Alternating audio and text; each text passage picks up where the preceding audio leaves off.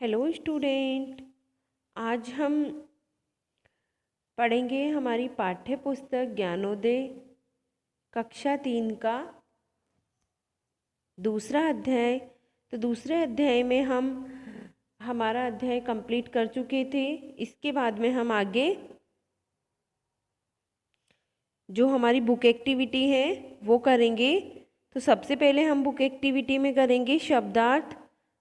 पहला शब्दार्थ है आत्मकथा। आत्मकथा होता है अपनी कहानी। दूसरा शब्द है हमारे पास अंकुर फूटना, जिसका अर्थ होता है निकलना या उगना। तीसरा शब्द है हमारे पास चाव। चाव का अर्थ होता है शोक। उसके बाद आगे है अप्रत्यक्ष। अप्रत्यक्ष होता है जो दिखाई ना दे। इसके बाद है निरंतर। निरंतर का होता है लगातार। आगे हमारे पास शब्द है प्रसन्न। प्रसन्न का अर्थ होता है खुश।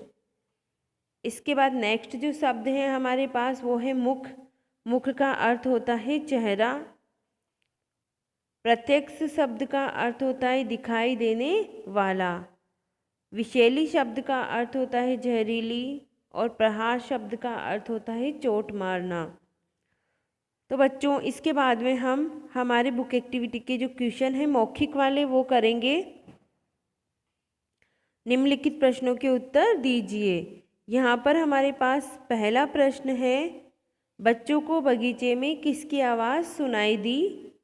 तो बच्चों को बगीचे के अंदर वृक्ष की आवाज़ सुनाई दी। इसके बाद दूसरा प्रश्न है, प्रकृति से पौधों को क्या मिलता है? तो प्रकृति से पौधों को धूप, प्रकाश, हवा, पानी आदि चीज़ें मिलती हैं। वृक्ष की आत्मकथा सुनकर बच्चों ने क्या संकल्प लिया? तो वृक्ष की आत्मकथा सुनकर बच्चों ने नए वृक्ष उगाने का संकल्प लिया। तो हमारे अध्याय का नाम क्या है? वृक्ष की आत्मकथा।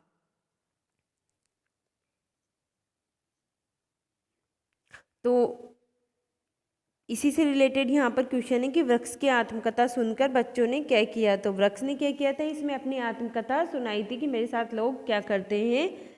तो फिर बच्चे क्या करते हैं? नए वृक्ष उगाने का संकल्प लेते हैं। इसके बाद है हमारे लिखित वाले प्रश्न। निम्नलिखित प्रश्नों के उत्तर दीजिए।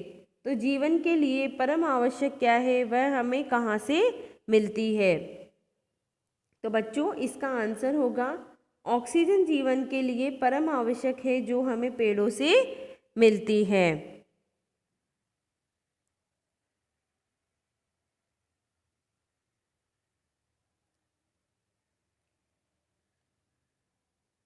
ये लिखित प्रश्न हैं जो आपको नोटबुक में करने हैं। सेकंड वाले क्वेश्चन में निम्नलिखित प्रश्नों के उत्तर दीजिए, ये वाले। इसके बाद इसका सेकंड प्रश्न है, वृक्ष मानव व्यवहार से क्यों क्षुब्ध था? उसने जीव जगत से क्या प्रार्थना की? तो वृक्ष मानव व्यवहार से इसलिए क्षुब्ध था क्योंकि मानव उसके उपकारों का बदला उसे काट कर चुकाता है। उसने वृक्षों को न काटने की प्रार्थना जीव जगत से की है। इसके बाद थर्ड क्वेश्चन है हमारा क, ख और ग। वृक्ष हमारी सहायता कैसे करते हैं? तो वृक्ष प्रत्यक्ष रूप से फूल, फल तथा अप्रत्यक्ष रूप से हमें ऑक्सीजन देकर हमारी सहायता करते हैं। इसके बाद इसके बाद हमारी आगे बुक एक्टिविटी आती है, सही का चिन्ह लगाएं।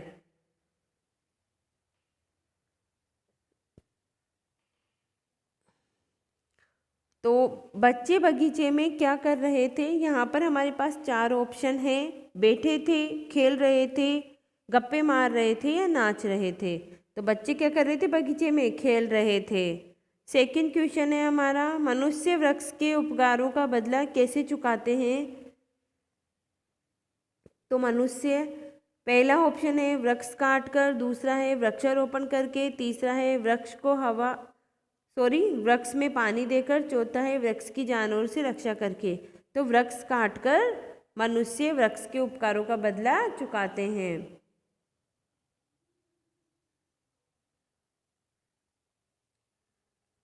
नेक्स्ट क्वेश्चन है, वृक्ष को हवा, जल और प्रकाश कौन दे रहा था? तो बच्चे या बगीचे का माली या सरकार या प्रकृति, कौन देता है? प्रकृति यहाँ पर राइट ऑप्शन है। बगीचे में खेलते हुए बच्चे क्यों डर गए? माली को देखकर, शेर को देखकर, वृक्ष की आवाज़ से, माता पिता को देखकर। तो वृक्ष की आवाज़ सुनकर बच्चे खेलते हुए डर गए। इसके बाद नेक्स्ट है हमारे कोष्टक से उचित शब्द छांटकर वाक्य पूरे करें। तो पहला है बस्ती में बने में बच्चे खेल रहे थे। तो यहाँ पर क्या आएगा? बगीचे। तो बस्ती में बने बगीचे में बच्चे खेल रहे थे। नेक्स्ट क्वेश्चन है पौधे प्रत्यक्ष रूप से हमें देते हैं, क्या देते हैं? फल व फूल देते हैं। नेक्स्ट है कार्बन डाइऑक्साइड एक है, कौन सी गैस है? विषैली गैस है।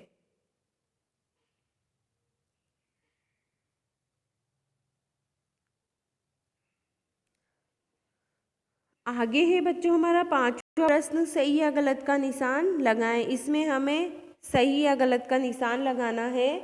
तो यहाँ पर पहला है ऑप्शन, पहला जो वाक्य है हमारा वो है पेड़ हमें ऑक्सीजन देते हैं। राइट है या रॉन्ग है? तो ये राइट है, पेड़ हमें क्या देते हैं? ऑक्सीजन देते हैं। हमें अधिक से अधिक वृक्षों को काटना चाहिए। रॉन्ग है या राइट है? तो ये रॉन्ग है, हमें वृक्ष नहीं काटने चाहिए। नेक्स्ट है बच्चों को अचानक वृक्ष की आवाज़ सुनाई दी। राइट, बच्चों को वृक्ष की आवाज़ सुनाई दी। शरारती बच्चे वृक्ष के पत्ते तोड़ देते हैं। तो ये भी राइट। वृक्ष से हमें क्या क्या मिलता है? नेक्स्ट क्वेश्चन है हमारा, तो वृक्ष से हमें फल फूल मिलते हैं, जलाने के लिए लकड़ियाँ मिलती है, फर्नीचर, शुद्ध वायु, भोजन, वर्षा, कागज, छाया, इमारती लकड़ी, ऑक्सीजन आदि सब हमें मिलते हैं। इसके बाद है हमारे ग्रामर के जो टॉपिक हैं वो, तो र का जादू है। यहाँ हिंदी वर्णमाला के र वर्ण को विभिन्न तरह से लिखा जाता है। हमारी हिंदी वर्णमाला दो भागों में विभक्त है, स्वर तथा व्यंजन। तो बच्चों आप लोग सब स्वर और व्यंजन तो जानते हो।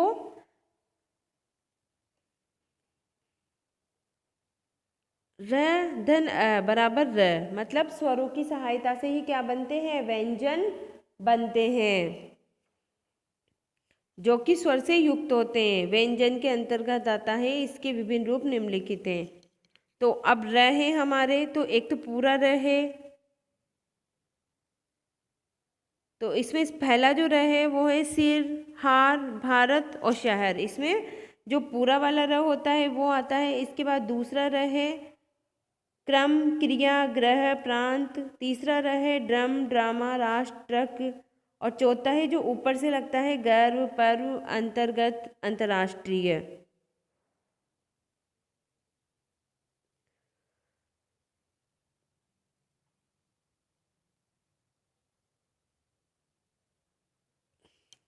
तो उपयुक्त प्रत्येक शब्द में र का प्रयोग हुआ है, किंतु इनके लिखने का ढंग अलग अलग है। क्यों? क्योंकि दी गई पहली पंक्ति में र बिल्कुल स्वतंत्र है, अतः ये अपने साधारण प्रचलित रूप में लिखा हुआ है। दूसरी पंक्ति में प्रचलित र के साथ अतिरिक्त व्यंजन के जुड़ने के कारण इसके रूप में परिवर्तन आया है, जैसे क्रय। तीसरी पंक्ति में र को इस रूप में लिखा गया है। जब र के साथ ट, ठ, ड या ड जुड़ते हैं तो इन रूपों को जो अरहित है लिखा जाता है, जैसे ट्र, ठ, ड्र, ड्र। चौथी पंक्ति में वर्ण से पहले र का अल्प उच्चारण होने पर इस र का रूप में परिवर्तन हो जाता है, मतलब आधा परिवर्तित हो जाता है। तो इसमें हमें फिर कुछ र के वर्ण दिए गए हैं, इनमें सही शब्द पर हमें गोला लगाना है। तो सबसे पहला है पाक्र, पार्क, पारक। तो इसमें पार्क सही है। दूसरा है वृक्ष, वर्ष, वृक्ष। तो इसमें वृक्ष सही है। तीसरा है प्रसन्न, प्रसन्न, प्रसन्न। तो प्रसन्न यहाँ पर राइट है। प्रकृति, प्रकृति और प्रकृति, तो यहाँ पर हमारे प्रकृति राइट ऑप्शन है। तो बच्चों आज की बुक एक्टिविटी यहीं पर समाप्त होती है। Bye student.